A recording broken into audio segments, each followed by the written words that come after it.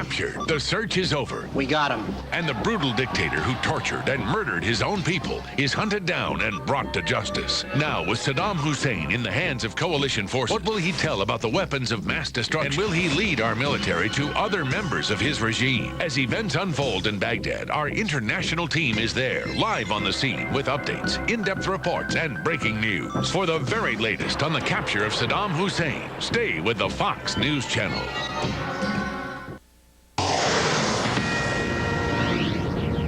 Ladies and gentlemen, we got him. He said we'd never take him alive, yet a haggard, disoriented, and bearded Saddam Hussein has been taken into custody without a struggle. He was packing a pistol but did not use it. Members of the 4th Infantry Division plucked him out of a rat hole at a farmhouse near his hometown of Tikrit. It's a major victory for Washington. President Bush said we'd get him, and we did.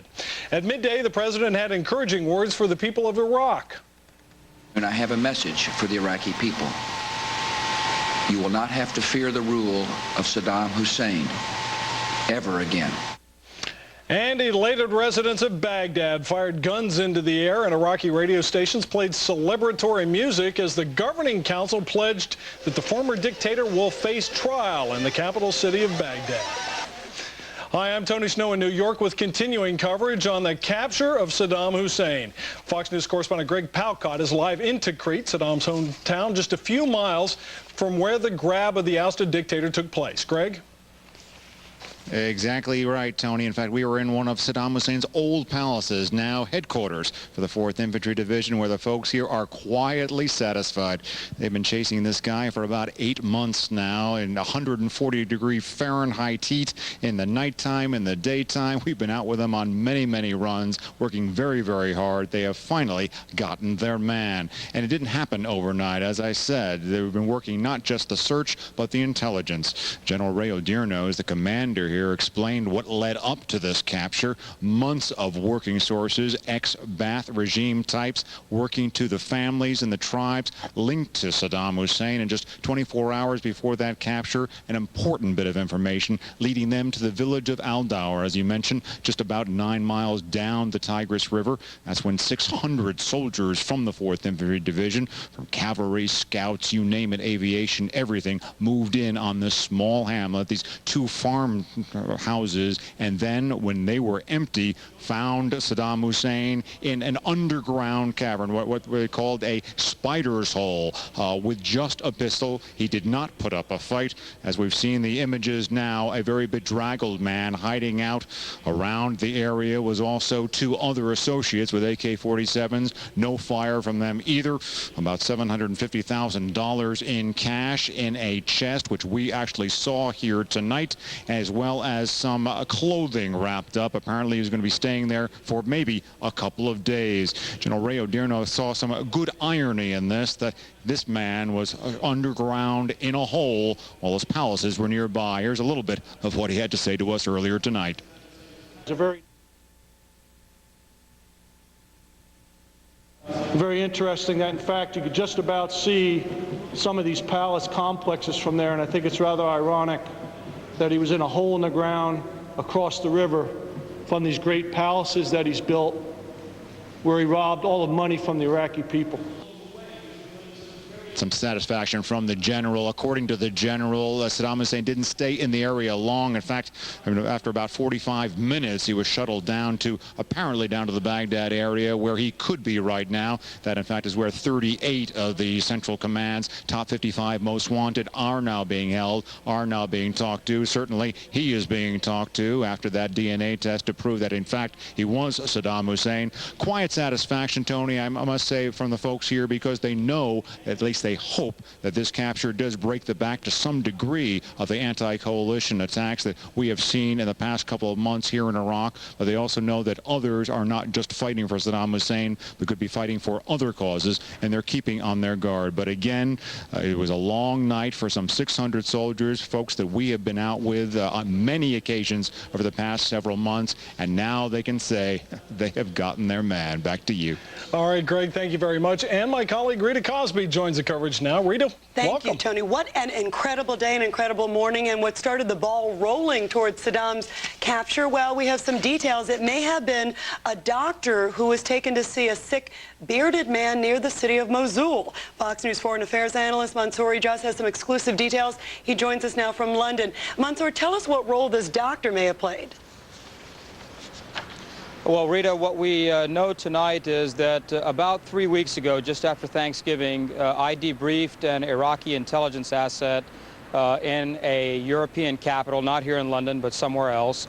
And these people have been coming out in streams now during the past couple of months to bring detailed information to the intelligence services and to other people here in Europe and other parts of the Middle East and so forth. And when we did this debriefing, what he told us was quite stunning. And that is that on November 1st, at about 4:30, 5 o'clock in the afternoon, there was a very prominent Sunni doctor in the town of Mosul where Saddam's sons were killed. And that doctor was approached by two men in their late 30s, early 40s, who said that they had a very sick patient that they needed him to go and help them with right away. Being the end of the day, he got into a taxi with them. The minute he got into the taxi, they blindfolded him. The man sitting in the back with him put a gun to his head, told him to keep his head down, and they drove around the city of Mosul for about 45 minutes to an hour. They came to a middle-class, lower middle-class suburban home after that period of time. They went in, and just before the doctor was ushered into a room, they took the blindfold off. They told him that if he was not willing to treat the patient he was about to see, they would shoot him on sight. He walked into the room. There was a man laid out on the bed. The man had an almost identical description to what we saw Saddam look like today. That is, a haggardly beard, mostly gray. His mustache was graying. The hair had henna in it, you know, the coloring that these Arabs put on their hair when they get in the older years. And that henna was wearing out, and it was a very haggardly looking appearance. The doctor then took the vital signs of the person that he couldn't believe what he was seeing. He thought it was Saddam, but he wasn't sure. And he then took the vital signs. The vital signs showed that he was alive and okay from that standpoint, but he obviously was not moving around very much. The two men that were in the room with him, they then said, "You must wake him up and make him talk to us." And at that moment, the doctor said to the two men, without x-rays, without blood tests, there's not much more that I can do than to give him some sort of like an adrenaline shot. And he then gave him a massive dose of what they call in the Arabic herbal medicines, muqawwiyat. And that muqawwiyat is the equivalent of adrenaline, which then woke Saddam up after about 10 or 15 minutes.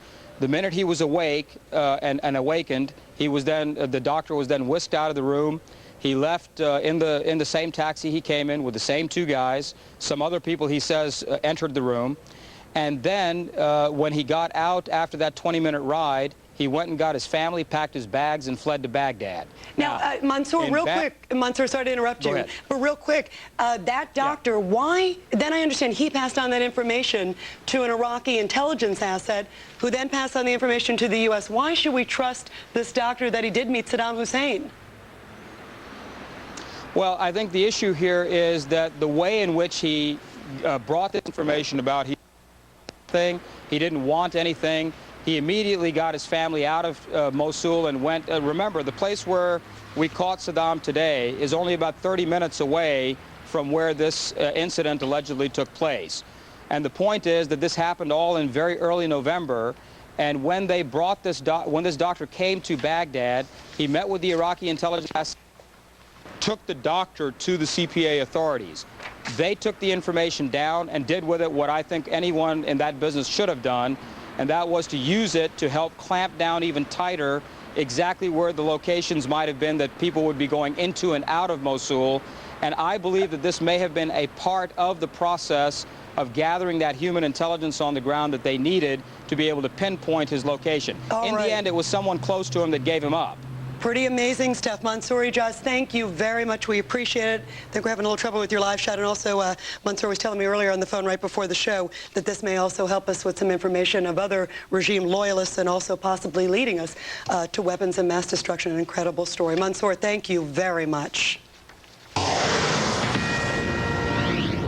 And this is a Fox News alert. A lot of members of the administration had advanced knowledge of the capture of Saddam Hussein. Many of them kept quiet. One of them, Vice President Dick Cheney. We now have a direct quote from the Vice President.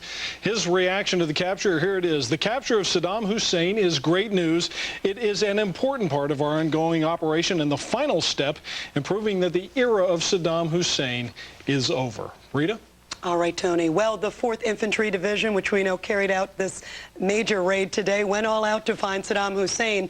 Let's talk about the careful preparation that must have preceded the search and the capture with retired Marine Lieutenant Colonel Bill Cowan, one of our Fox News military analysts. Lieutenant Cowan, first of all, how dangerous was this mission? I mean, you know, we've heard these stories about maybe that he was flanked with many men, well-armed. As it turned out, it didn't seem to be the case at all. But we didn't know, our guys didn't know what they were heading into, right? Absolutely, Rita. They went in there prepared for the worst, expecting they might get the worst. We remember when they got Uday and Qusay up in Mosul. Indeed, that turned into a firefight. So no question about it, these guys, when they went into that area, and they've done a number of these operations without finding him, every time they go on one of these, they know that there's a very high probability that there's going to be a gunfight.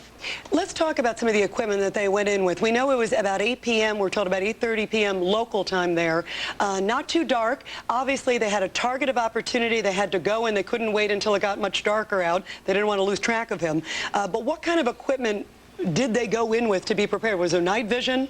Yeah, actually, Rita, I think it probably was dark by then. This time of year over there, probably nighttime. Remember, we control the night because of our night vision capability. So what we probably had was the 4th ID really did the cordon around the target area. Actually, there were 2 targets inside there.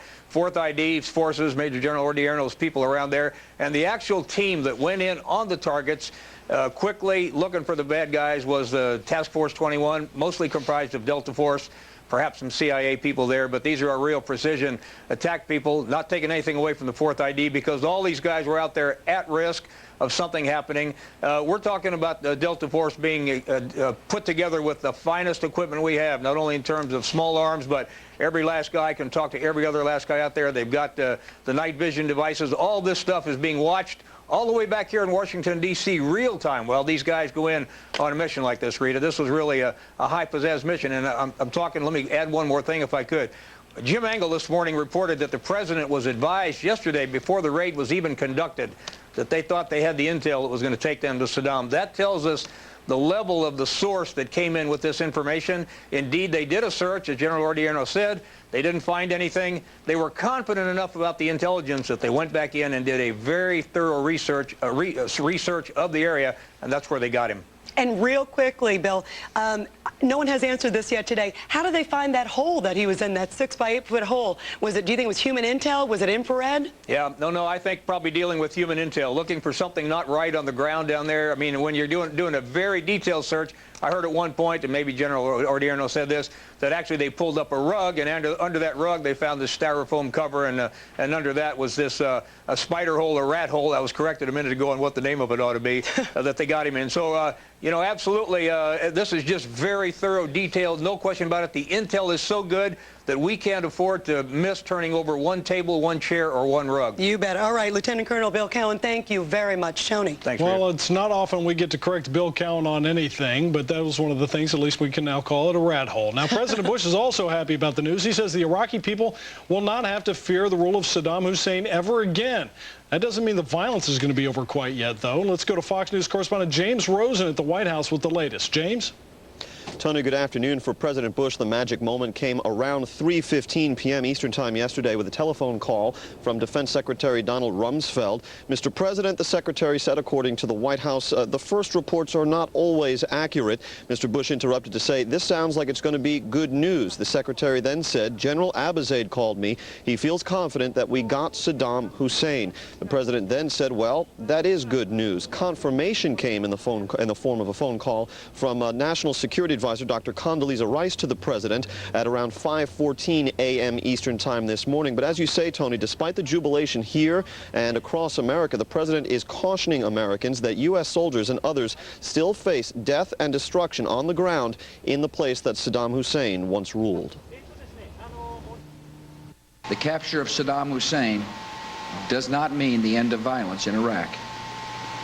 We still face terrorists who would rather go on killing the innocent than accept the rise of liberty in the heart of the Middle East. Such men are a direct threat to the American people, and they will be defeated. Finally, Fox News has learned, Tony, that Commerce Secretary Donald Evans is on his way to Poland, Hungary, and the Czech Republic, part of a mission from President Bush to encourage those countries to participate in the contracting for the redevelopment of Iraq. Reporting live from the White House, James Rosen, Fox News. Tony. All right, James, thank you very much. And ladies and gentlemen, those three countries, because they're part of the coalition of the willing. Now, Saddam is blamed for the murder of countless thousands, some buried in mass graves all over Iraq. Now that he has been caught, what's the next step to bring him to justice? We're going to have some insight, plus hear firsthand accounts of Saddam's brutality. That's coming up on our continuing coverage of the capture of Saddam Hussein.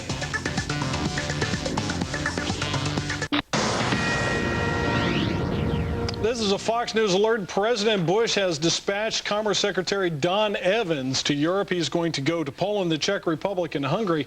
He's not only going to thank the leaders of those countries for their support in Operation Iraqi Freedom, but also encourage them to get on the bidding and reconstruction. Now, that is an important move because it sends a message. World leaders, even those who oppose the war in Iraq, are welcoming the news of Saddam's capture. French President Jacques Chirac called it a major event that should strongly contribute to democracy and stability in the country. Joining us now for Insight, Ambassador Mark Ginsburg, former ambassador to Morocco and Fox News foreign affairs analyst. Mark, let's first begin by reading the tea leaves here. The president is sending people off to Poland, the Czech Republic, and Hungary. That is a message trip, is it not? Absolutely, Tony. The president probably is going to be dispatching besides Secretary Evans. Of course, James Baker, the former Secretary of State, is going off to try to renegotiate Iraq's debt from the coalition of the unwilling. Let's see if he can convert them now as a result of this capture to the coalition of the willing. I'm sure that the president is going to dispatch Secretary Rumsfeld to Japan and other countries that have been reluctant to send troops. And so, indeed, America's diplomats are going to be on the road selling this effort probably with greater vigor and with greater enthusiasm than before. Now, part number one, he is dispatching these people to talk about contracts, not to France, not to Germany, not to Russia, the coalition of the unwilling that you discussed. Secretary Baker, meanwhile, is going to be going to those places because they have, in their banks are now holding notes worth hundreds of millions of dollars that were payable to the government of Saddam Hussein. Our government wants them to forgive the debt. What is the likelihood, in your opinion, that that's going to take place? I'm not certain that it's going to take place without further horse trading between Russia and the United States, between France and the United States. This whole crisis that has been blown out of proportion over what's happened with these contracts, Tony, really masks the most important issue here, which is most of the countries that we were talking about that were supposedly excluded from contracting, their subcontracting nevertheless will be permitted. So companies in the countries that apparently are excluded will be included. But let's remember, Tony, and you and I have talked about this in the past, the reconstruction of Iraq is ultimately in the hands and should be in the hands of the Iraqi people. And how Iraqi companies are able to get the economic financing support they need in order to achieve the reconstruction with the support of the United States is crucial. And also, Tony, our troops right now probably will have a bit of an easier time, but we still need the support of other countries to step in. And as you may recall, Tony, the United Nations has been largely AWOL at this point in Iraq because of the bombings of the United Nations headquarters. Getting the United Nations back in to help with the acceleration of humanitarian relief is an essential component here. All of this, as you and I know, is the tipping point that may have occurred as a result of the capture of Saddam. The tipping point meaning that victory does now seem highly likely, if not inevitable. One last question. Saddam Hussein, defiant maybe verbally with the forces, didn't pull out his pistol. How is that playing in the Arab world? The big, tough leader not firing in his own defense. Tony, I'm sure that our viewers have a hard time understanding. but for the Arabs that have been largely against the American effort to liberate Iraq and who've excused Saddam's massacring of almost 400,000 of his fellow citizens, Al Jazeera today sort of summed it up. The Americans have captured a symbol of defiance against American occupation of the Islamic world. And I can't wait to hear Arab leaders, as well as perhaps Osama bin Laden, issuing some sort of audio or videotape, calling on his people and the jihadists, as well as those who continue to want to resist, to rise up and to hit the Americans more in order to liberate Saddam. I'm not sure necessarily that one can impute this to be a problem throughout the Arab world insofar as that attitude. I'm sure that most Iraqis and millions of Iraqis will be the ones that most Arabs should see dancing in the streets and not hearing the message of the reluctant liberators from the rest of the Arab world. All right, Mark Ginsburg, as always, thank you very much. Rita? Thanks, Tony. All right, Tony. Well, Saddam Hussein, as we know, captured by U.S. forces, and not a single shot was fired. Clearly, that mission went off without a hitch. Ahead, Greg Kelly joins us with all the late-breaking details. And we went in looking for weapons of mass destruction. Will Saddam tell us now where they are? Simon Marks has more on that from the White House. And President Bush told the Iraqi people today that Saddam Hussein's reign of terror is over. Ahead, we'll talk to two Iraqis who suffered under his regime. Captured. The search is over. We got him. And the brutal dictator who tortured and murdered his own people is hunted down and brought to justice. Now, with Saddam Hussein in the hands of coalition forces, what will he tell about the weapons of mass destruction? And will he lead our military to other members of his regime? As events unfold in Baghdad, our international team is there, live on the scene, with updates, in-depth reports, and breaking news. For the very latest on the capture of Saddam Hussein, stay with the Fox News Channel. Let's take a minute now to recap the dramatic capture of Saddam Hussein.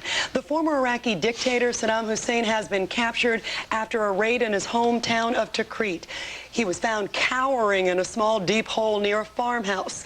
No shots were fired and no soldiers were injured during that dramatic raid.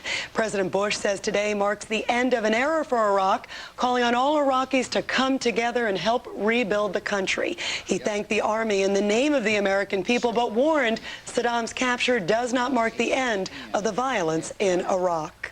Thousands of Iraqis poured into the streets across the country to celebrate the news of Saddam's capture. Members of the Shiite and Kurdish minorities were out in force. Many have family members who were brutalized under the Hussein regime. And members of the Baghdad City Council are calling the news of Hussein's capture like Christmas for Iraqis. Believe it or not, they're now touring Denver, Colorado, learning the democratic system in the Mile High city. And in Afghanistan, members of the Kabul government also praised Hussein's arrest. They hope it will help defuse the recent wave of terrorist attacks in their country that are aimed at destabilizing the post-Taliban leadership. Today, on behalf of the nation, I thank the members of our armed forces, and I congratulate them. And Defense Secretary Donald Rumsfeld also is singing the president's praises, saying today that the Iraqis are finally free of the brutal dictatorship of Saddam Hussein. Let's go now to Fox News correspondent Greg Kelly. He's live at the Pentagon with the latest. Greg? Hi, Tony. It's the president who's doing most of the speaking today for the administration. From Secretary of Defense Donald Rumsfeld, we're not expecting him at the podium, but he did put out a written statement. It reads in part, quote, "Today is a momentous day for the Iraqi people. The Iraqi people have been liberated in spirit as well as in fact." Now, here at Fox News, we put together a bit of a schematic on that spider hole where Saddam Hussein spent some of his last days. As you can see, fairly cramped quarters, a Spartan to, at the very best, really. This is an unofficial rendering of what it was like inside that spider hole, at least when he was hiding from coalition troops. Again, Saddam Hussein captured without a fight, and none of the soldiers were injured in the operation as well. Now, I've spoken to some of the soldiers here in the Pentagon and also those who I was embedded with during the war, and a lot of them saying that a couple of things have been defeated here, not only Saddam Hussein, but some conventional wisdom. And let me explain this to you. For a long time now, several several months, there's been some speculation among journalists that Saddam Hussein would not be in the Tikrit area. Just too obvious. He must be in Mosul. He must be in Basra. Maybe he's out of the country. There was some speculation that he wouldn't hide in his hometown. Just too obvious an alternative for him. However, in the end, General Raymond Odierno proved correct. He was found just a few miles from his hometown of Tikrit. Also, some soldiers telling Fox News a few months ago that it would be better if Saddam were killed than captured. The thinking then was that if he were killed when he was being apprehended, there would be no possibility, a guarantee for the Iraqi people, that Saddam would never come back into power. However, you'll remember when Uday and Qusay, Saddam's sons, were killed. When those pictures were made public, the first pictures of their rather mutilated bodies, there was a lot of skepticism on the Iraqi street. Were these really Uday and Qusay? The army morticians tried their hand with the bodies. That didn't do much convincing. These live pictures, however, pictures of a live Saddam Hussein, were told far better than any kind of photo of a corpse. These photos, unmistakably that of Saddam Hussein. Now, we've also heard for months now from coalition and military officials that once they get Saddam Hussein, that they expect a spike in attacks. We've heard that since the summertime when, for a while, it seemed like we were just hours from catching Saddam Hussein. So right now in Iraq, coalition troops are bracing themselves. Hopefully it won't happen, but they're bracing themselves for possible retaliatory attacks. Tony, back to you. Greg Kelly, thank you very much. Well, since the onset of the war with Iraq, coalition forces have been searching for weapons of mass destruction. Now that they have Saddam Hussein in custody, are we finally closer to learning more about the status of those weapons? Reporter Simon Marks joins us from Washington with the latest. Simon? Hi, Tony. Well, Saddam Hussein's capture, of course, is not just an enormous U.S. military victory, but the fact that he was taken alive provides an historic opportunity to try and answer some of the many open questions about modern Iraqi history.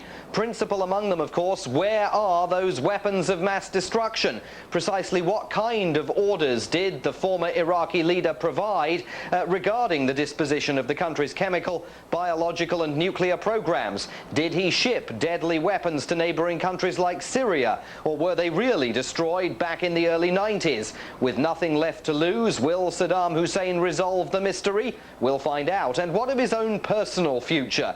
The stage seems set for the most extraordinary judicial event the world has seen since the Nuremberg trials at the end of World War II. Then Nazi regime leaders were punished for their crimes against humanity. At least one prominent Democrat running for the presidency says the trial of Saddam should end the same way that Nuremberg did. I want this evil man whose dictatorship and aggression caused the deaths of more than 1 million people to be held to account in a tribunal that can execute him.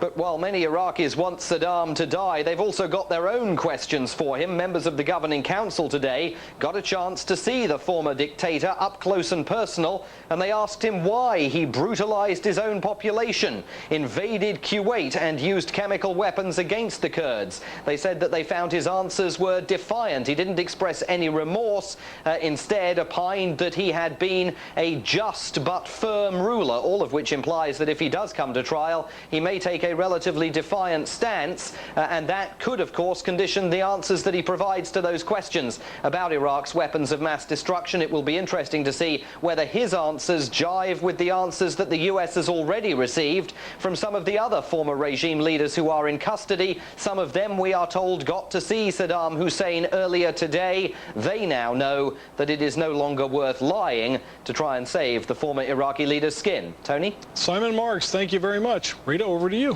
All right, Tony. Well, in the Arab world, most leaders have been quiet about the capture of Saddam Hussein so far. We're live in Jerusalem with the very latest on that. And in London, we'll tell you what our ally, British Prime Minister Tony Blair, is saying. He made some statements today. Plus, President Bush telling the Iraqi people the torture chambers and secret police of Saddam's regime are gone forever. We'll talk to two exiles who'll talk about what his capture means to the people there. Where his rule meant terror and division and brutality, let his capture bring about unity, reconciliation, That was British Prime Minister Tony Blair speaking just a few hours ago. Meantime, most Arab leaders have been pretty quiet up till now about the capture of Saddam Hussein. Let's go to Fox News correspondent Jennifer Griffin live in Jerusalem for the latest from the reaction from there. Jennifer. Hi, Rita. Well, I want to clarify there were some pictures we showed of pro-Saddam rallies carried out by the Palestinians about 2 hours ago. Those pictures are file pictures from earlier this year. There were no large pro-Saddam rallies here in the Palestinian areas today. In fact, the reaction, the official reaction from the Palestinians has been completely quiet. It's been very similar to the reaction across the Arab world, which has stood in stark contrast to the reaction from Europe, where prime ministers were coming out country after country praising the capture of Saddam Hussein. If anything, there were no Arab leaders or heads of state who came out and spoke about Saddam Hussein's capture other than the head of the Arab League. It appears as if they were scared or frightened of what the reaction from their own people might be. Now, that's understandable, Rita, because after all, at the street level, many Arabs across the Middle East were still supporting Saddam Hussein against the Americans, especially among the Palestinians, who, as we mentioned, until recently were still holding pro-Saddam rallies. Now, they liked him because he had launched Scud missiles, about 39 Scud missiles at Tel Aviv in 1991. They thought of him as a modern-day Salahuddin who pushed the Crusaders out of the Middle East in the 12th century. Now, Rita, Saddam bought his popularity here. He sent the Palestinians money to carry out suicide bombings against Israel until, of course, the war in Iraq began. He sent $35 million over 2.5 years. $10,000 to anyone who died fighting Israel, $25,000 to suicide bombers. What effect, Rita, if any, will Saddam's capture have on the other fighting groups in the region, especially here in the Palestinian areas? It's still not clear. A few days ago, we were up in Nablus in the West Bank with the Al-Aqsa brigades. I spoke to them today by telephone. They say they'll keep fighting as long as Israel is occupying their land. Israel's prime minister, on the other hand, called President Bush personally to congratulate him. We are relieved that this murderer and dictator can no longer stand in the way of the rebuilding and reconstruction of the country he destroyed. I congratulated the President on his firm and courageous stand against global terror. We believe that the entire non-democratic world, especially those engaged in terror, will learn from this lesson. Now, Rita, we also spoke to one of the leaders of Hamas from Gaza today, who expressed disgust that Saddam Hussein had gone down without a fight, had not fired a single shot from his weapon. He said especially since he had been encouraging so many people to blow themselves up here against Israel and also against the Americans. Rita? Interesting reaction. Jennifer, thank you very much. Keep us posted as more reaction comes in. Thank you. And now to London, where British Prime Minister Tony Blair has been under fire for supporting us and working with Washington to oust Saddam. Fox News correspondent Amy Kellogg is standing by live with more on the reaction there. Amy? Hi, Tony. Well, British Prime Minister Tony Blair was really the first world leader to confirm that Saddam Hussein had been captured overnight. There were rumors this morning going around, but people really knew, Tony, that something was up when Blair made the unusual step on a Sunday of racing from his country residence at Chequers into London. He gave some remarks at 10 Downing Street. People here were quite surprised that he didn't take any questions from reporters, and we don't know why that was. He had his statements prepared, and while so many people were saying that this was simply the best Christmas present Blair could have hoped for, he really spun it in the following way. He said this is great news for the Iraqi people, that a shadow that has been hanging over them for too long has finally been lifted, the shadow of the nightmare that Saddam Hussein might return to power one day. He also took another opportunity to say that the war in Iraq was not a campaign against the Muslims. The tiny minority of Iraqis who wanted Saddam back and must now know that their cause is a futile one. The rebirth of Iraq is the death of their attempt to sell the lie that we are fighting Muslims. Muslims were Saddam's victims. Muslims today in Iraq, the beneficiaries of his demise. President Bush's very close friend, Tony Blair, then went on to say that while Saddam's rule meant brutality, division, and terror, he hoped that his capture would mean reconciliation and peace and all good news now for the Iraqi people. Finally, he said that he hopes that the Iraqis themselves can decide on Saddam Hussein's fate. Now, while Tony, it was very predictable that the U.S. and the U.K.'s allies in the war in Iraq would come out with expressions and messages of satisfaction with the capture of Saddam Hussein. It's interesting to point out that some of the people who were opposed to the war were very positive today about the capture of Saddam Hussein. French President Jacques Chirac, through a spokeswoman, said that he was delighted with the news of the capture. German Chancellor Gerhard Schroeder expressed joy and congratulations in a telegram to President Bush. And finally, Igor Ivanov, who is Russia's foreign minister, welcomed the news. And it will be interesting to see how this all plays out in Britain, because, as you mentioned, Tony, Prime Minister Tony Blair has taken a lot of heat for his participation in the war. So it will be interesting to see if the capture of Saddam Hussein will boost his popularity. Back to you. It certainly will. Amy Kellogg, thank you very much. And here at home, some of the Democratic candidates have been highly critical of President Bush's actions in Iraq over the last few months. But what do they have to say now that Saddam Hussein is in custody? This, I hope, will change the course of the occupation of Iraq.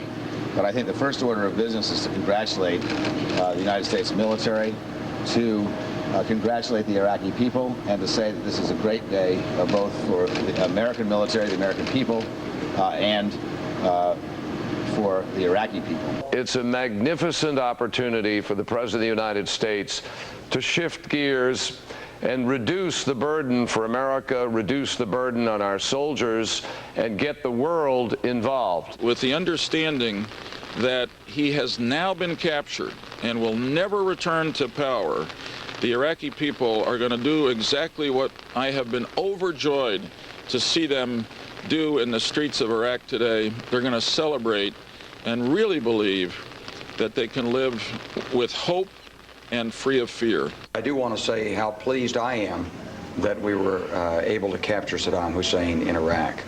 We've been due some good news, and this is good news, and I hope that this will see a diminution in the violence directed against the American soldiers there. And coming up in just a bit, we'll get insight into what this all means for presidential politics in the race for the White House. That's ahead in our continuing coverage of the capture of Saddam Hussein. President Bush telling the Iraqi people, you no longer have to fear Saddam Hussein. But the dictator has left scars on thousands of victims, the kind that never heal. Coming up, we're going to hear some tales of his tortures. Plus, we've come close before, but this time we got Saddam Hussein. Coming up, insight from a former CIA officer on how the capture went down. Stay with us. And this is a Fox News alert. Time magazine is reporting in its latest edition on its website some exclusive details about the interrogation of Saddam Hussein, saying that he is talking but not necessarily cooperating, that he was taken to a holding cell at Baghdad International Airport immediately after being seized from that town near Tikrit. When he was asked how he's doing, basically, he replied some of his usual rhetoric, saying, I am sad because my people are in bondage. When he was offered a glass of water by his interrogators, Saddam replied, if I drink water, I will have to go to the bathroom, and how can I use the bathroom when my people are in bondage? Some sort of rhetorical, strange responses. He was asked if there are any weapons of mass destruction in Iraq, and he said no, that the U.S. used that for a reason to come into his country. Again, this is according to Time magazine. He was also asked if there were any prisoners in the country, and he said no, we do not have any prisoners. And he also was asked about the fate of Captain Scott Spiker, who was the first U.S. pilot downed in the first Gulf War. He said he doesn't know what happened to him. And some interesting details about what happened during the raid. Apparently, at first, the raid came up empty on that farm, that village, which is about 15 miles from his hometown of Tikrit. Initially, it came up empty. And apparently, there was a man on the property who directed U.S. soldiers, realizing that the game was up, pointed out to a brick bricked-in wall inside the basement of a small house on the property, suggesting that Saddam is in there. And indeed, there he was, you know, target number one, found in that small hole, and again found by Task Force 121, who went down there, seized him. But again, the headline coming from Time magazine in their latest edition, Saddam Hussein not really cooperating, saying there's no WMD, has no prisoners, and speaking sort of his usual rhetoric. Tony? All right, Rita, thank you very much. Well, President Bush today spoke to the American people, but also to the Iraqi people. He told them that torture chambers and secret police of the Saddam era are gone forever. During more than 2 decades in power, Saddam killed and condoned the torture and rape of thousands of his own citizens. Tanya Gilley suffered under Saddam's regime and is in Iraqi exile. Sheikh Khadim Sadiq Mohammed, also in Iraqi exile. Welcome to you both. Ms. Gilley, let me begin with you. First, I want to get a sense, have you had an opportunity today to speak with anybody back in Iraq, and what kind of reaction are you getting? Well, they are, everybody's ecstatic. I woke up to a phone call this morning at 6 o'clock. And, you know, I thought somebody was pulling a prank on me, quite frankly. You know, they're like, well, how come you're not watching the news? You need to get up. Something big is happening. And once we found out, I've had family calling me from all over the world, and everybody's congratulating everyone. And everybody's pretty joyous. Sheikh Mohammed, one of the real questions here among the Iraqi people is, can they now feel safe? What does the capture of Saddam mean, and also place it in the context of the tortures that you, Ms. Gilley, and others suffered? Really, it means a lot. Certainly, you know, for the recent months, those who were cooperating with Saddam before the system, they were trying to convince themselves as they will come back to the power. And they try also to convince people, at least create doubt to the people majority. Yeah, we are coming back, don't cooperate with the new government. And that's, this is today really a big shock for them. And that means they will never can come back again. And this is also good for all the Iraqi people to be sure Saddam gone forever. Tanya Gilley, let me ask you again. We're seeing pictures of Saddam's brutality and those of his henchmen over the years. Talk a little bit about what Saddam's capture may mean in terms of people's perceptions of the United States and the occupying forces in Iraq today. Well, I just came back from Iraqi Kurdistan about 4 days ago, and let me just tell you, the capture of Saddam Hussein is definitely going to increase their cooperation with the coalition forces, and you will find more and more people will come forward with very important information, like where the weapons of mass destruction are, and where these mass graves are, and the whereabouts of the missing Iraqis, and maybe even where, you know, some people, torture methods and things like that. I am very confident that the capture of Saddam has helped a lot of Iraqis overcome the fear of the Ba'ath regime coming back again. And now people are definitely going to be more cooperative and more accepting of the idea of democracy coming into Iraq. All right. Tanya Gilley, thank you so much. Sheikh Khadim Sadiq Mohammed, I apologize. Time was short, but thank you both for joining us. Thanks for having us. Saddam Hussein gave up without a fight. U.S. forces found him hiding, burrowed deep in a hole on a farm south of the city of Tikrit. Ahead in our next hour of live coverage, Greg Palcott will stand by. He's got details.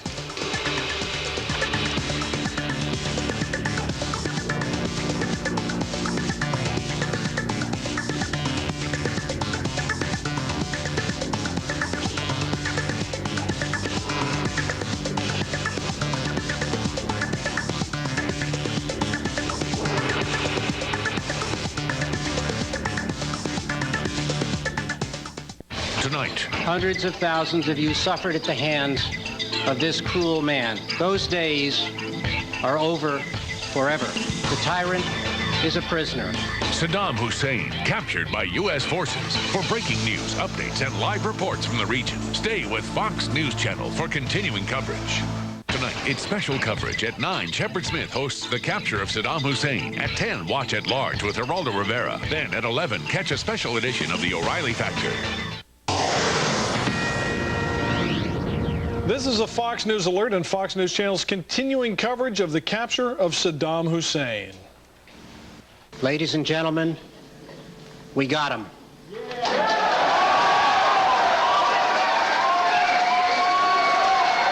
And I have a message for the Iraqi people. You will not have to fear the rule of Saddam Hussein ever again. Well, as the president said, the hunt for Saddam Hussein, it's over. The former dictator, who used to live in sprawling palaces, was pulled today from a hole in the dirt. He was captured without a fight near his hometown of Tikrit.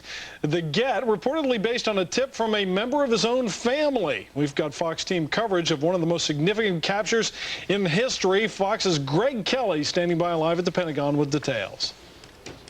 Hey there, Tony. People here at the Pentagon are savoring what happened yesterday. Really a tremendous, historic day. We're not expecting to hear from the Secretary of Defense today. Really the message coming from the president, coming from the soldiers, and coming from the people in Iraq. But we do have a written statement from Defense Secretary Donald Rumsfeld that reads in part, "Today is a momentous day for the Iraqi people. The Iraqi people have now been liberated in spirit as well as in fact." Now, after months of looking for him, the 4th Infantry Division, cooperating with a Special Operations Task Force, they were spring-loaded to find Saddam Hussein.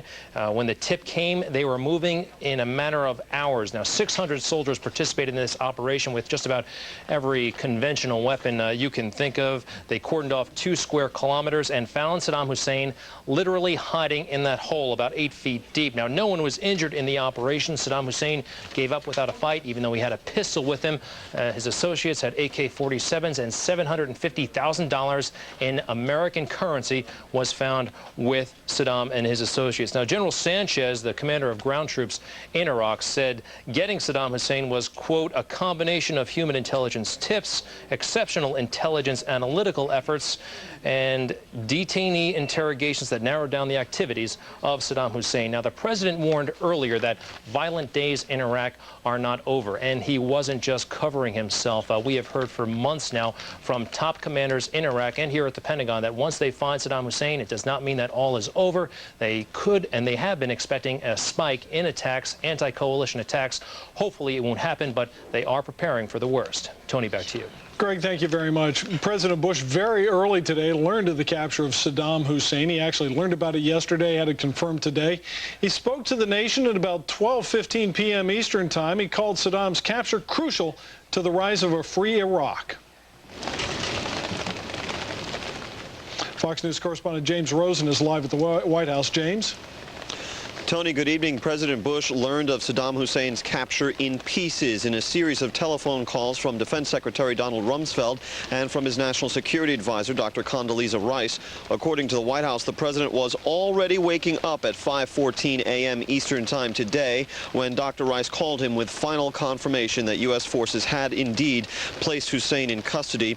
It was Mr. Bush who gave the order that the capture should be announced from the theater and not from the White House or the Pentagon. Although Democrats running to replace Mr. Bush have tried to suggest that Hussein's capture now offers the president a chance to change his handling of post-war Iraq and quote-unquote internationalize it. The president himself, in those televised remarks from the cabinet room today, implied his Iraq policy, far from needing any revision, actually produced today's universally acclaimed development. We've come to this moment through patience and resolve and focused action. And that is our strategy moving forward. The war on terror is a different kind of war, waged capture by capture, cell by cell, and victory by victory. President Bush began calling world leaders immediately after he received final confirmation of Hussein's capture. He spoke with Prime Ministers Tony Blair of Britain, Jose Maria Aznar of Spain, Australia's John Howard, and Italy's Silvio Berlusconi. In the Middle East, calls from Mr. Bush were taken by Crown Prince Abdullah of Saudi Arabia, King Abdullah of Jordan, and Egyptian President Hosni Mubarak. Also on the line, Polish President Aleksander Kwaśniewski. Earlier today, Prime Minister Blair urged those loyal to Saddam Hussein to, in effect, give it up. To those formerly in Saddam's party, there by force and not by conviction, I say we can put the past behind us. Where his rule meant terror and division and brutality, let his capture bring about unity, reconciliation, and peace between all the people in Iraq. The first person that President Bush called when he got the first reports of Saddam Hussein's capture was Vice President Cheney, who was aboard Air Force 2 when the president called him yesterday. Today, the vice president calls this capture, and I quote, an important part of our ongoing operation and the final step in proving that the era of Saddam Hussein is over. Reporting live from the White House, James Rosen, Fox News. Tony? James, coalition forces have been tracking Saddam for months. How did the U.S. finally get to him?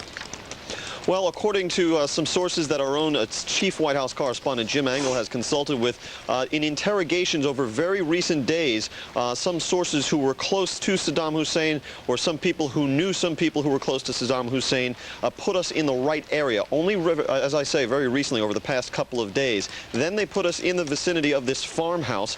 They found nothing in the farmhouse, but they had cordoned off the area the 4th Infantry Division had, and they saw 2 people running some distance away from the farmhouse. And then the forces closed in closer to where they'd seen those 2 figures running. They found a piece of carpet, yanked the carpet away, found the styrofoam, and of course the rest is history, Tony. All right, James Rosen, thank you very much. For more now on the capture of Saddam Hussein, we're joined from Washington by retired 4-star General Alexander Haig. He's also former Secretary of State under Ronald Reagan and lots of other impressive titles. General Haig, welcome. Let's talk a little bit about the diplomatic game now. We hear nice things from the French, and the Germans have telegraphed their congratulations to the president.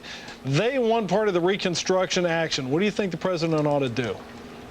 Well, I think he's been doing it very well up till now, and that is first to make it clear they're not going to participate unless they change their direction in support of our efforts in Iraq. And that was a very wise thing to do. The press made it sound like some kind of a brouhaha. But I wouldn't send Jim Baker over there with empty pockets. Now he's got a mother load of leverage with which to deal with the Russians, the French, and the Germans. I think the Canadian problem has long since been solved by the president himself. Let's talk a little bit about it, because you've dealt with all of these characters. James A. Baker III, he's going over there and he's telling our allies, okay, you want to get back into the game, all you have to do is to forgive more than $100 billion in debt owed to you by the government of Saddam Hussein. What strategy is he likely to use to try to persuade the French, who don't want to lose face, the Germans, who don't want to lose face, and especially the Russians, who, as you know, are very keen not to lose face over such matters? Well, all true. On the other hand, you have to remember, don't feel too sorry for them about their debt, because most of it came from the shipment of arms and high-tech equipment, and perhaps even nuclear assistance, we don't know. And that's one of the mother loads of wisdom that may come out of the capture of Saddam Hussein. So there are a lot of people who are quite nervous both there and in the Middle East today because of today's events. Having said that, I think Mr. Baker is a very experienced Arabist. That's where he does his best work, in my experience, and I've known him for some years. But he now has to work with some tougher problems. Russia is now an authoritarian dictatorship. And we've been a little bit too soft on that from my point of view, because this guy, Putin, is now really in charge. He has no free press, no law, and he disposes of his enemies as he sees fit. The French and the Germans are, of course, another case. The Germans we should make up with very soon, and I think they want to do it. They've been making all the right noises. France and Chirac are a special problem, but he's only a moment in the history of France, and the French people remain our friends and we their friends. So I would be very optimistic that these breaches that have come out of this conflict are going to be solved. What about the United Nations? The UN has pulled all of its employees out of Iraq, and Kofi Annan has certainly made no secret of his opposition to the war. Well, I think the UN will continue to be a problem because it has a membership which is very dense in Arabist sentiments, and you're going to find that influencing both the African continent leaders at the UN and the leaders in Eastern Europe in some instances, and certainly in the former Soviet Union. General Haig, it's often been remarked that one of the problems in the Arab world is a sense of insecurity about those nations, their lack of prosperity as compared to the West. Now you have Saddam Hussein, who'd been there with all this bluff and bravado. He doesn't pull a pistol. What does that do to perceptions about standing up to the United States? Well, I think a lot of Middle Eastern policies have been influenced very heavily by psychology. And this was a psychological victory today of tremendous magnitude. It's not the end of the problem, however, and I applaud the President and the administration for being very cautious about claiming victory, because we Americans have a short span of attention. We're ready to bring our boys home already. I hear some of that on today's speculation in the news. This is a long, tough struggle. Afghanistan is a tremendous job yet to be accomplished, and they're facing an election now, a referendum, which could be fatal to the current government. So we've got a lot of work to do and a lot of energy and resources we've got to apply, and that may even mean a somewhat bigger armed forces than we have today. All right. General Alexander Haig, thank you very much. Thank you. Rita? All right, Tony. Well, President Bush says good intelligence made it possible to pull off the capture of Saddam Hussein. The intelligence community previously taking heat over our inability to find the former dictator. Joining us now, Senate Intelligence Committee member Olympia Snowe, the senator from the great state of Maine. Senator Snowe, first of all, your reaction to the news. Oh, I think it was a momentous occasion in this chapter of Iraq. It's a decisive turning point. We obviously recognize there's a long road ahead in Iraq, but this is a major milestone in that journey. And it's a real tribute to our men and women, to the intelligence community, and to the steadfastness of the president who stayed the course as well. And you point out the intelligence community. I mean, it's come under a lot of scrutiny, not getting Saddam Hussein, not getting Osama bin Laden, the two so-called big guns. Is this going to change the perception? Well, I certainly think so, and it should. I think most importantly what occurred here is that they were able to use actionable intelligence, obviously human intelligence sources, and also I think the exceptional analysis that was done by the intelligence community, all combined, obviously was central and instrumental to the capture of Saddam Hussein, and I think that is a very positive development. It certainly is, but Time magazine, I don't know if you've seen this, Senator, it just crossed their website a short bit ago, has some exclusive details about what they say is the interrogation of Saddam Hussein. They're saying he's talking but not cooperating, saying there never were any weapons of mass destruction in his country, never had any prisoners, doesn't know where Captain Scott Spiker is, who was the first pilot shot down in the first Gulf War. Is he going to really serve us intelligence-wise? Is there anything we can do to pull something out of him?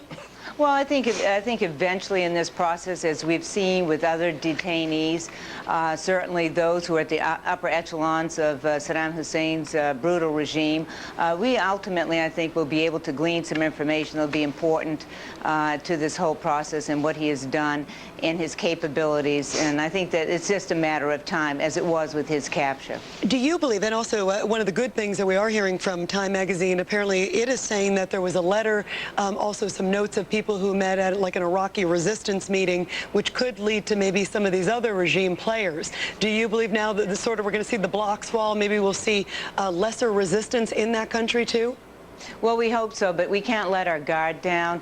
I think that we have to fight against all those forces and obviously capture those who are blocking of the Iraqi people's ability to have a peaceful and stable Iraq. And so obviously we got a lot more work to do. I think everybody recognizes that. Hopefully the international community will step forward and participate. This is their opportunity as well to help us in this effort. But we're going to do everything we can to ensure a peaceful and secure Iraq. And speaking of a peaceful and secure Capitol Hill, I mean, there have been a lot of Democrats who've been critical of this president, as you know. What do you think this does for him politically, this major seizure of Saddam Hussein? Well, I think more than anything else, it's a question of what is the right approach, what is the best policy. And President Bush from the outset felt the world would be better off, the Iraqi people would be better off without the brutality and the terror of the Saddam Hussein regime. And I think that his capture today certainly illustrates that and exemplifies that and personalizes that when we realize the hundreds of thousands of people that were victims at the hands of Saddam Hussein in his brutal reign of of terror. That is over, and that's what's positive and important here. And obviously we'll move forward to stay the course to ensure that we can bring about a stable and secure Iraq. Good news all the way around. All right, Senator Olympia Snowe, thank you so much for being with us. Thank you, Rita. Thank you, Tony. New information about the capture of Saddam near his hometown of Tikrit. Greg Palcott is live in Tikrit. Greg? Hey, Tony, the troops of the 4th Infantry Division here, headquartered in Tikrit, are getting a good night's sleep. That's after a very long and exciting night. Last night, the capture, of course, of Saddam Hussein. The capture did not come overnight. They've been working this hunt for about 8 months now. We've been along on bone-jarring Humvee rides and long nights sitting in swamps waiting for the guy to show up. He didn't show up, but they got him last night. And they got him also due to an incredible amount of good intelligence finally coming through. They've been working that for months as well, from ex-Ba'ath regime figures and then from tribes and families linked to Saddam Hussein. And 24 hours before the capture, apparently the tip to go to Al-Dur, this town about 10 miles from where we are right now, and go to a couple of mud farmhouses. He wasn't there, but after a search around the area, he was found in this so-called spider's hole. Now, I talked to somebody familiar with that spider's hole, and she told me it's not a nice place to be at all. It's narrow, it's dank, it's smelly, it's really not the place you want to end your career as an Iraqi or an ex-Iraqi official, but that's exactly what Saddam Hussein did. General Ray Odierno, who's the commander of the 4th Infantry Division, had some analysis on Saddam Hussein's final minutes here in this area. Here's what he told us. It was a very narrow hole that was not very big at all. And very interesting that, in fact, you could just about see some of these palace complexes from there, and I think it's rather ironic that he was in a hole in the ground across the river from these great palaces that he's built, where he robbed all the money from the Iraq. The irony not missed by General. The General said, in fact, that Saddam Hussein then was whisked down to Baghdad Airport, International Airport, at least out of this area. It's believed that's where he's being held right now and interrogated. There was cheering in Baghdad for the people who did not care too much for Saddam Hussein, especially for the Shiite Muslim group population in Baghdad. Here in Tikrit, a little bit more of a sullen feeling. There are some Saddam loyalists here and some cautious optimism from the general and other officers. They see this hopefully as squelching some of the attacks against anti-coalition forces, but they also fear that perhaps other elements will still be targeting the U.S. troops and other troops on the ground. Tony, one other note. I mean, one of the biggest mysteries was Saddam Hussein orchestrating the attacks that we've been seeing over the past several months? General Odierno made a very strong point here. There were no cell phones, no radio phones, no satellite phones, no communications at all found in that area, and it did not look like Saddam Hussein could be directing anything at all except directing the continuation of his survival in that hole in the ground. And one other note, there was that $750,000 in cold cash found nearby. We had a chance to take a look at it here in a chest, and apparently Saddam Hussein was using that perhaps to fund those attacks, but perhaps to continue his existence moving around from place to place. That's it from Tikrit. Back to you. All right, Greg, thank you very much. Democratic presidential candidates, they all said the capture of Saddam was great news, but some reiterated their criticism of President Bush and the war in Iraq.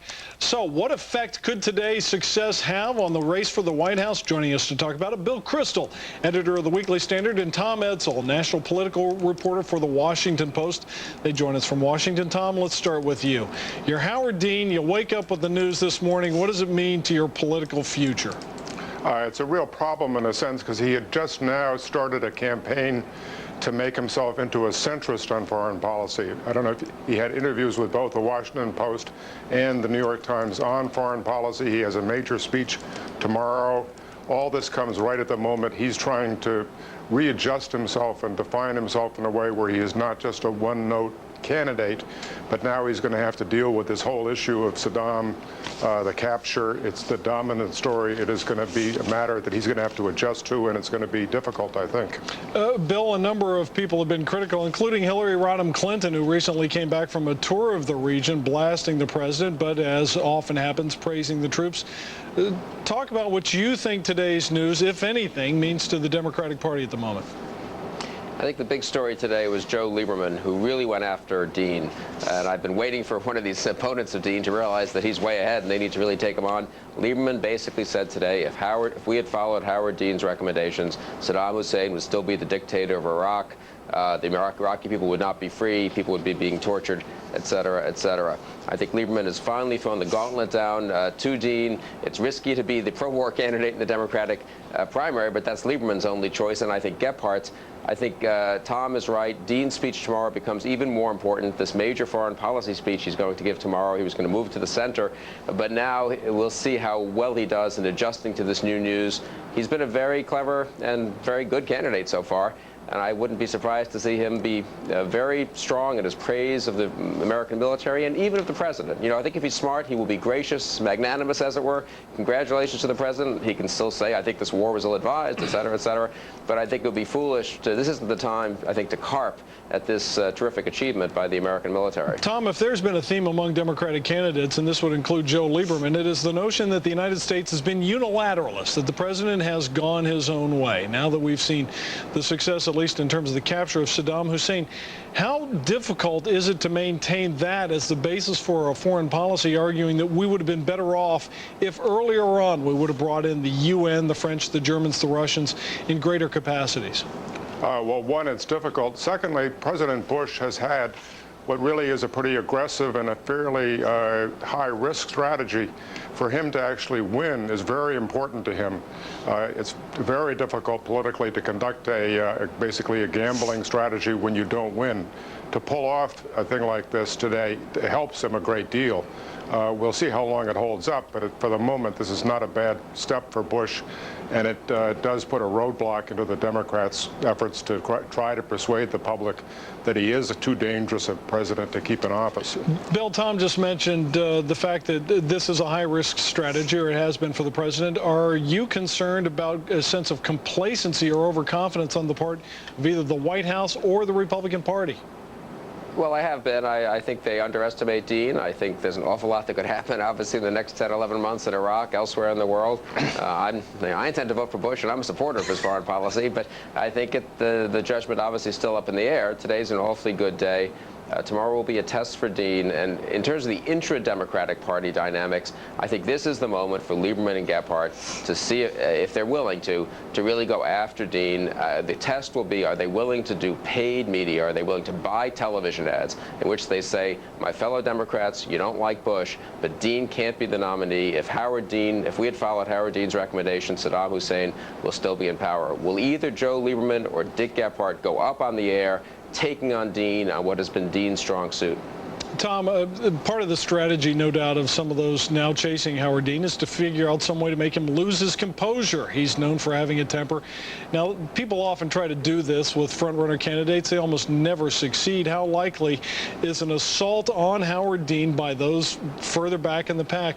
How likely is that to change the way he handles his opponents in the presidential campaign? I think it's only going to work if it really catches on with the media and it becomes more than just the candidates attacking him. He's been attacked at debates. He gets a little bit antsy, but he doesn't really quite lose it. It's got to have something that's got more momentum than just candidate kvetching. It's got to have basically some push, and the media is the source for that push. The interesting thing, so far at least, has been really the absence of a Clark presence today in this whole debate. He may be coming forth with more of a position and a stand on what's taking place, but in a sense, this whole Iraq war was also his ace in the hole, and so far I have not seen much coming from him. All right, Tom Edsall, Bill Kristol, thank you both for joining us. Rita? And let's take a minute now to recap the dramatic capture of Saddam Hussein. The former Iraqi dictator Saddam Hussein was captured after a raid in his hometown of Tikrit. He was found burrowed deep in a hole underneath a mud hut near a farmhouse. DNA tests were conducted to confirm his identity. President Bush calls Hussein's capture critical for the rise of a free Iraq and an assurance that the old regime is gone for good. He thanked the army for their good work, but warned the danger in Iraq still exists. Following the announcement, Iraqis across the country took to the streets in celebration, as you can see. Minority groups whose families were brutalized under the Hussein regime came out in full force. The country's governing council promising Saddam will be tried for crimes against humanity. And back in the U.S., Iraqi families in Michigan are also rejoicing, chanting, "Iraq, free at last." Former members of Saddam's opposition were out waving both American and Iraqi flags. Well, it was a tip-off that led to the raid that nabbed Saddam Hussein. Hundreds of these raids in the past, however, have come up empty. So how did the intelligence community, including the CIA, make this one happen? Here to talk about it in Washington, we have former CIA Covert Operations Officer Mike Baker. Mike, you know, and we first reported this in the wee hours this morning. They obviously clearly trusted this human intelligence that they had. They acted, you know, upon it within about 90 minutes, it seems. Right, and you pointed out correctly that there have been a lot of tips in the past, and most have not panned out. But one thing that's happened, the intel community and the whole process for intelligence collection out there and analysis has taken hits ever since the war started. And I think what this shows is that they never let that get them down. They continued to move forward. The process of evaluating the information and getting it out to the teams on the ground has gotten better and better. And the ability to analyze the tips, the information that comes in, and sift out the good from the bad has also improved. One of the things we noticed today, it was human intelligence. And what we heard reported, you know, from the Fourth ID, there were no communication devices found by Saddam Hussein, no satellite phones, no cell phones. Does that make it more difficult? And we were totally relying on just a transition from family to family, strictly human intel, it seems. Right. I mean, it appears anyway, from what we're seeing at this point, that he had really dumbed down. There was no sophisticated communications going on. The way that he was moving about, the number of people he had around him. But in a lot of cases like this, and in counterterrorism in particular, I mean, people in the intel community will tell you that a lot of times, no matter how much work you do and how many sources you have out there, a lot of times, unfortunately, it comes down to a little bit of luck, getting the right person. Now, there's a huge amount of work in there. You got to create your own luck. But sometimes you do need that one person to finally step forward with a piece of information you can act on. What do you make of the fact of sort of the conditions that he was living in? I mean, here he is in this mud hut, 2 rooms, very sort of squalid conditions. Yet they found $750,000 U.S. cash and lots of new clothes, and also near the Tigris River, taxis, boats nearby. Right. Well, this is going to be probably debated for some time, I think, but there's been this concern over how much input has he had on the insurgency as it's been building and becoming what appears to be a little bit more sophisticated each month. Certainly from the way that he was picked up and his immediate surroundings, you could draw the conclusion that this man did not have a lot of day-to-day control over the insurgency. A lot of what's going to result from this in the short term is the psychological impact. General Haig referred to that earlier in his interview. The ability now for all those people that were sitting on the fence, they weren't necessarily fighting against us, but they weren't helping us. They were hedging their bets. Now what this does in the short term, one of its important impacts is it gets those people off the fence, convinces them that we're on the right track. But then on the other hand, as we heard even from the leader of the Fourth ID, the commander was saying, we believe he was sort of a moral figure, not necessarily the person sort of directing issues. And we still have to find this number 2 guy, Ibrahim al-Dori, who the U.S. forces essentially believe is sort of the leader who's carrying out these attacks or directing these attacks. Right. The president and the commanding officers have made the correct point here. This was an absolutely necessary get. We had to get Saddam, but not because it's going to bring an abrupt end to the hostilities, but he was creating this enormous shadow, and people were drawing strength from the fact that we had not picked him up.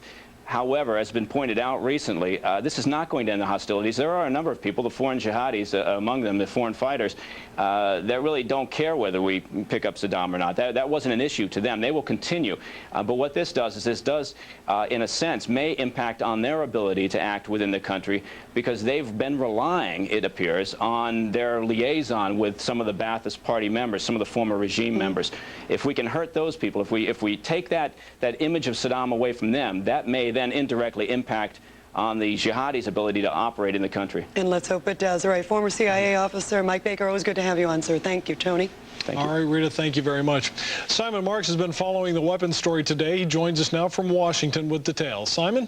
Hi, Tony. Well, at a stroke, Saddam Hussein's capture closes one chapter in Iraqi history, but it opens another one. The capture of Saddam Hussein, not just an enormous U.S. military victory, but the fact that he was taken alive, of course, gives U.S. investigators at least an opportunity to ask him some of the many open questions about modern Iraqi history that exist. Principal among them, Iraq's weapons of mass destruction. Where are they? What kind of orders did Saddam Hussein give regarding the disposition of his chemical, nuclear and biological program? Did he ship deadly weapons to neighboring countries like Syria, or were they really destroyed back in the early 1990s? Do those weapons, in other words, still pose a threat to coalition forces and pose a threat to international security? With nothing left to lose, Saddam Hussein may be in a unique position to resolve the mystery. The US will also want to see whether his answers to those questions concur with answers that have already been given to US investigators by other senior members of his former regime. With 40 regime leaders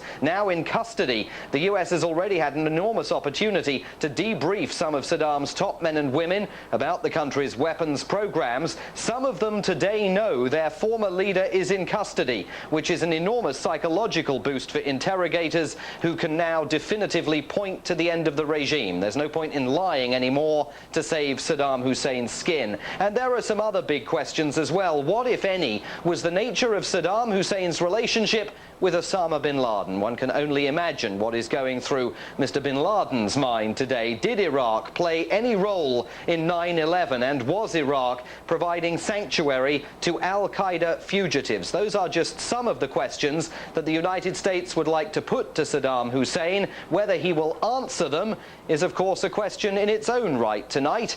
And there are many other questions that Iraqis themselves would like to put to their former leader about the reign of terror over which he presided since 1979. Tony? Simon, thank you very much. Those questions, of course, for another day. Thank you very much. Rita? And a great sigh of relief, of course, as Saddam Hussein is captured in Iraq. Now the countdown to his trial begins, and the butcher will be accountable for the crimes that he committed against his own people. Both U.S. officials and the president of Iraq's governing council have said that Saddam will be tried in that country.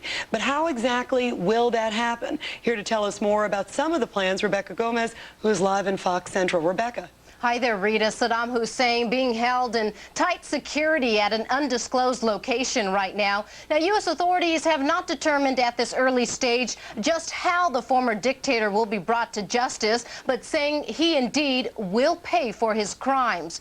Now, Iraq's new governing council saying today at this news conference that they want Saddam to go before a war crimes tribunal, which ironically was established in Iraq just last Wednesday. Iraq currently does not have a death penalty. It was suspended by the U.S.-led administration in Iraq after it took control of Baghdad, though the new Iraqi government, slated to assume power in June, could reinstate the death penalty. And in fact, one Iraqi leader says he believes Saddam will be sentenced to hundreds of death sentences in an Iraqi tribunal. However, the U.S. still, at this early age, trying to work out all those details for Saddam's fate. The determination about how and when Saddam would face justice, and he will face justice, is a question that still remains before us.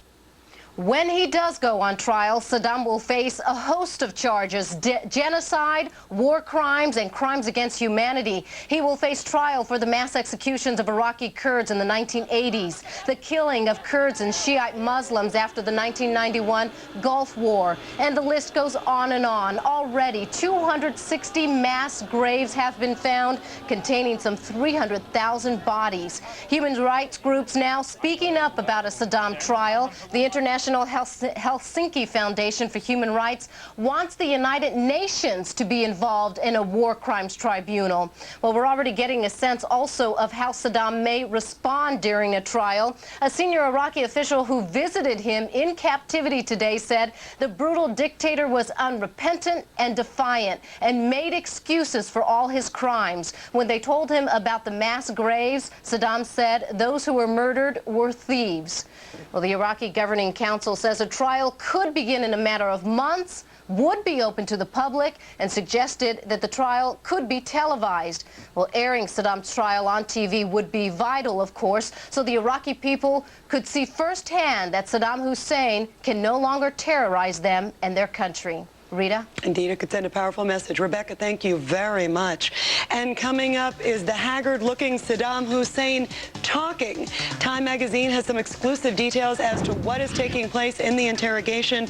What is he saying about weapons of mass destruction, about possible prisoners? Find out when we come back.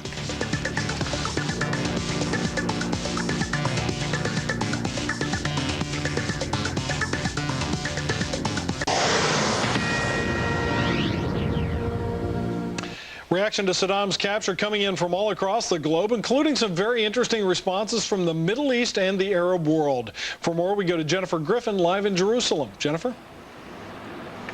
Hi, Tony. Well, the reaction across the Arab world stood in stark contrast to the reaction from Europe, where prime ministers came out to congratulate forces on the capture of Saddam Hussein. Instead, across the Arab world, what was notable is no Arab heads of state mentioned the capture, except for the head of the Arab League. It appeared as if they were scared of the response from their own peoples. It's important to note, Tony, that on a street level across the Middle East, there were still many people rooting for Saddam Hussein against the Americans, especially among the Palestinians, who until recently were still holding pro-Saddam rallies. They didn't hold those rallies today, but they have recently. They liked him because he launched Scud missiles at Tel Aviv in 1991. They thought of him as the modern-day Salah ad-Din who pushed the Crusaders out of the Middle East in the 12th century. Saddam, Tony, bought his popularity here. He sent the Palestinians money to carry out suicide bombings against Israel until, of course, the war in Iraq began. $35 million over 2.5 years, $10,000 to anyone who died fighting Israel, and $25,000, Tony, to suicide bombers. What effect, if any, will Saddam's capture have on other fighting groups in the region, especially here in the Palestinian areas? It's still not clear. A few days ago, we were in Nablus in the West Bank with the Al-Aqsa Brigades. They were giving us a tour of the refugee camp there. We spoke to them on the phone today to get their reaction. They say that they'll keep fighting as long as Israeli soldiers occupy their land. Israel's prime minister, on the other hand, Tony, called President Bush personally to congratulate him.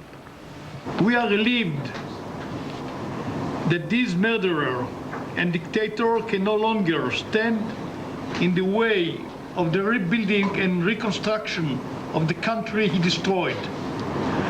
I congratulated the President on his firm and courageous stand against global terror. We believe that the entire non-democratic world, especially those engaged in terror, will learn from this lesson. Tony, we also spoke to the Hamas leader Abdelaziz Rantizi down in Gaza. He said Hamas will keep fighting Israel, but he also expressed disgust at Saddam Hussein that he gave up without a fight. He gave up to the Americans, especially after he's been encouraging for so long those suicide bombers against Israel and against the Americans in Iraq. Tony? Jennifer Griffin, thank you very much. Well, the strongest U.S. ally speaking out today, British Prime Minister Tony Blair, says the capture of Saddam Hussein was a victory for Muslims. For that story, another reaction from all around the globe and in Europe especially. Amy Kellogg joins us now live from London. Amy. Hi, Rita. Yes, British Prime Minister Tony Blair was actually the first world leader to speak out. He was the first to confirm that, in fact, Saddam Hussein had been captured. People here woke up to the rumor that that had happened. No one knew for sure. And then once people learned that he was making the move from his country residence Chequers into London, they figured that probably he was going to make that announcement. I think people expected more of a press conference with the Prime Minister and that he might answer questions. He didn't. He had prepared remarks. He was very clear about the messages that he wanted to give. So many people, Rita, here were saying this is the best Christmas present he could have hoped for, but he really was intent on focusing on the Iraqi people, saying this was great news for them, and what it did was remove the shadow that had been hanging over them for way too long, the shadow of the nightmare that Saddam Hussein might one day return to power. And he also took this opportunity to say that the war in Iraq was not a campaign against the Muslims. The tiny minority of Iraqis who wanted Saddam back and must now know that their cause is a futile one. The rebirth of Iraq is the death of their attempt to sell the lie that we are fighting Muslims. Muslims were Saddam's victims. Muslims today in Iraq, the beneficiaries of his demise. President George Bush's close friend Tony Blair also went on to say that Saddam's rule meant brutality and terror and division, and he hoped that Saddam's capture would in fact mean reconciliation, unity, and peace among the Iraqi people and between them all. Now, quite predictably, the European leaders who had been on the side of the U.S. and the U.K. in terms of supporting the war in Iraq all had messages of congratulations and satisfaction after learning the news that Saddam had been captured. But also those countries, France, Germany, and Russia, who had opposed the war, each had messages of either congratulations or joy at the news of the capture of Saddam Hussein earlier. But I think going forward in the next few days, Rita, it will be very interesting to see how this major coup plays out here on British public opinion, and whether in fact some of the heat that Tony Blair has taken for his support of the United States will sort of fade away. That's the latest from London. Back to you. And we'll be keeping an eye on it. And Amy, thank you very much from London. We appreciate it. President Bush says Saddam Hussein will face the kind of justice the dictator denied to millions of Iraqis. So how do we go about trying the former dictator, and what are the diplomatic implications of today's capture? Joining us now by phone, former U.S. Ambassador to the United Nations, the current governor of New Mexico, Bill Richardson. Governor Richardson, we can do a whole lot of business with you. Let's first start with the whole notion of an international tribunal. There's been a lot of talk about that, but right now the Iraqis say they want to hold a trial of their own. Should they get first crack? I think it should be a combination, Tony. The Iraqi War Crimes Tribunal should have the major say on the citing of the trial, the composition of the trial. But I do think because Saddam Hussein committed crimes against Kuwait, against Iran, against other Persian Gulf nations, that there has to be an international dimension. I would have the site in Iraq. I would have most of the substance by the Iraqi War Crimes Tribunal, but I would bring in the UN, the Milosevic entity that right now is trying Milosevic, to give it an international dimension, because this man is an international war criminal. He's not just an Iraqi war criminal. But I think, Tony, before we start moving in that direction, Saddam Hussein right now is a wealth of intelligence for our objectives on weapons of mass destruction, on links to Al-Qaeda, on the fate of an American POW, that Scott Spiker, who might be still alive. So I think it's important we focus on collecting intelligence from Saddam, and secondly, how can we use the capture for lessening violence in our troops and healing within Iraq. Now, one of the questions a lot of people have is what happens if he does in fact start talking, which would be a surprise to many, and he says, you know what, the French have been helping me, the Russians have been helping me, they've been helping me right up to the beginning of the war. As you know, a lot of people suspect as much. What impact would that have on America's relations with those two critical allies, and furthermore, as you just mentioned, the United Nations, U.S. relations with the UN? Well, we should extract as much as we can from Saddam Hussein. Look, I can tell you right now, I'm sure the French and Russians were in Iraq. Over the years, they've been getting lucrative oil and many other contracts. That shouldn't surprise us. Tony, what I think we need to do with this capture is basically use as an opportunity to say the French, the Germans, the UN, and NATO, and Russia, look, we've captured them. Let's work together. Let's work together on reconstruction. You guys pay some of the bills. Bring some of the troops.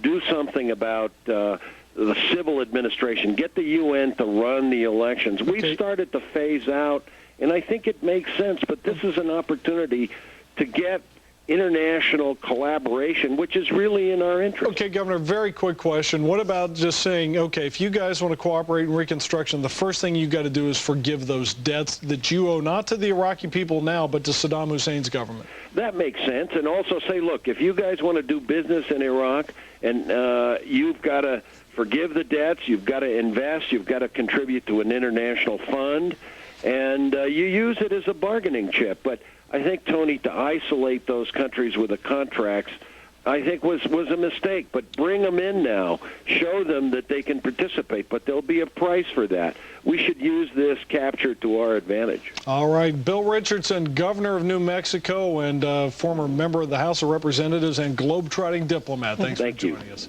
Rita? And coming up, a momentous day for people in Iraq. Folks, they are no longer forced to look over their shoulder, hobbled by fear. Coming up, the Imam of Karbala, just back from Iraq. For the vast majority of Iraqi citizens who wish to live as free men and women, this event brings further assurance that the torture chambers and the secret police are gone forever.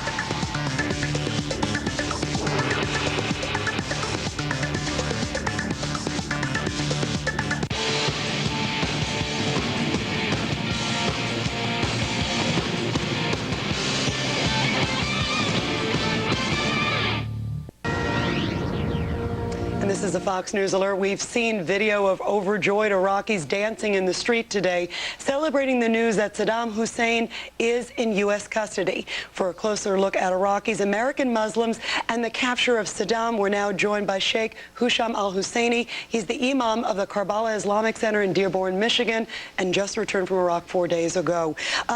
Sheikh, first of all, what was your reaction when you heard the news today? Were you surprised? Well, no doubt I was surprised, but I just was thankful to God. Actually, I just was finished praying the morning prayer, and I always pray after my morning pray to get rid of Saddam or to capture him. And right after I finished my prayer, a friend of mine called me. He says Saddam is captured. I was amazed. I mean, God answered our prayer right away. Are you surprised? I was so happy. Sheikh, are you surprised to see the reaction in the Arab world, though? I mean, Al Jazeera came out today and said, quote, Americans captured a symbol of American defiance. Are you surprised there's still, you know, this sort of bitter reaction and disappointment that he was even taken by U.S. forces? Well, I will consider the reaction of the Iraqi people because they are suffered more than anybody else, and they know how criminal is Saddam. So don't worry about what the others said. Let's worry about what the Iraqis said, because we are the people who lost millions of Iraqis by the hand of the criminal dictator Saddam Hussein. You just returned from Iraq a few days ago. What was the climate there? And do you think now that Saddam Hussein is in U.S. custody, there will be truly a sense of relief and we'll see people much more relaxed and other people coming forward with information? Well, no doubt. The head of the snake is crushed. Now, the little mouse maybe come out of their holes and they will give up. And we advise the rest of them to give up their weapons and come up and surround, and let's work together to rebuild Iraq. Let's not make Iraq as a bloodshed field, and let's protect our border, and let's protect Iraq from the criminal or international terrorist. We need to work together, and I hope the Iraqi people will take these opportunities, golden opportunities, as a Shia, as a Sunni, as a Muslim, as a Christian, as a Turkmen, let's work together all to rebuild Iraq and make Iraq as a great democratic country and a great example for the region, for Middle East, and for the whole world, and we can make it. Well said. What about do you think is the fate of Saddam Hussein? What do you think the proper action should be for him? We know that it appears, U.S. officials were telling me before the show, they believe he will go before this new Iraqi council that was set up. But right now, the death penalty is not instituted in Iraq. It could be reinstituted. But what do you think his fate should be? Well, we should bring him to justice. We should take him in trial and let the Iraqi people take care of that trial. And we can invite some United Nations, U.S. legal observers, and let them come. We would like the whole world to know the crime of Saddam. We don't want him to die, or we don't want to kill him. We just want the people of the world listen to this criminal. What did he do to his people? How dangerous he is? And his capture is a lesson for the whole dictators in the world, and a lesson for the world not to support such a dictator like him, which he did whatever he did of a crime to the Iraqi people for the last 35 years. There's so many lessons, and we thank God this period is over. Maybe some more killing or explosion will be here and there, but let's use the Iraqi people to protect their country, to protect their border, and to prevent the international terrorists from getting in. So let's give more credit and power and ability to the Iraqi people and governing council so they can take care of it. Indeed, indeed. Well, thank you very much, Sheikh Al-Husseini. We appreciate you being with us today, sharing in this good news. Thank you, Tony. Thank you very much, and I guess we got our Christmas gift earlier this year. Have a Merry Christmas and Happy New Year, and God bless you all. You definitely. Thank you, sir, very much. And on that ecumenical note, don't go anywhere, folks. Financial markets overseas open in a few hours. How are they going to react to Saddam's capture? We'll have that story and much more in our continuing coverage of the arrest of the Butcher of Baghdad right here on Fox News.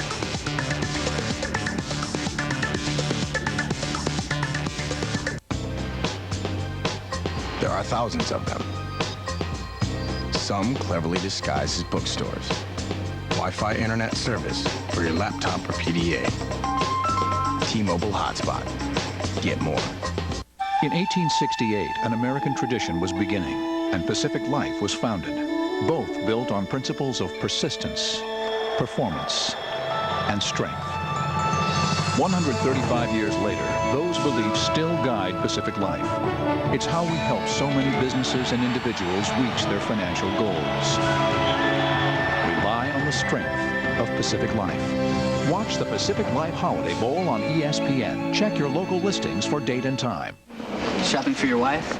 Yeah, after what happened last year, I need to get her something really nice. Thank you, sweetie. Ta-da!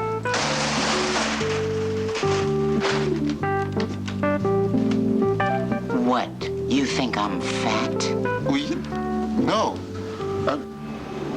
You know, we've got a lot of great gift ideas. Movies, digital cameras, plasma TVs. Plasma? They're thin, right? Thousands of possibilities. Get yours. Best Buy.